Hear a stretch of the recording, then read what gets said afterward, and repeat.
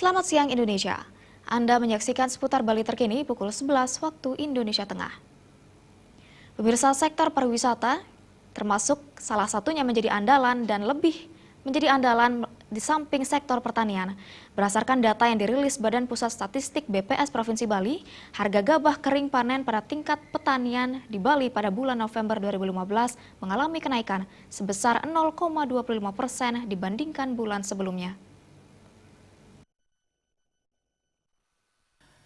Pada Desember 2015, BPS Provinsi Bali merilis data harga gabah kering panen pada tingkat petani di Bali pada bulan November 2015 meningkat 0,25% dibandingkan bulan Oktober.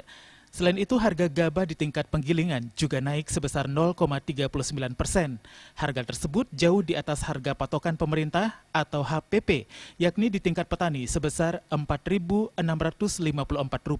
dan di tingkat penggilingan Rp4.727 per kilogram. Transaksi gabah kering panen tertinggi di tingkat petani terjadi di Kabupaten Badung sebesar Rp5.074 per kilogram untuk varietas Ciherang.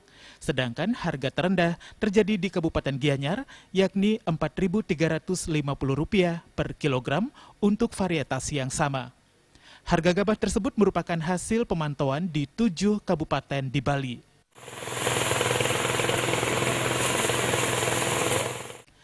BPS juga menyebutkan subsektor tanaman pangan dalam pembentukan nilai tukar petani NTP mengalami kenaikan 0,47 dari 100,61% pada bulan Oktober menjadi 101,08% pada bulan November 2015.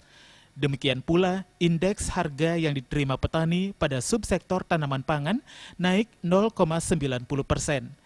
Kenaikan tersebut terjadi pada kelompok padi-padian dan palawija. Darmawan dan Saputra, Bali TV. Pemirsa, demikian seputar Bali terkini kali ini. Terima kasih atas perhatian Anda, selamat siang dan salam Indonesia.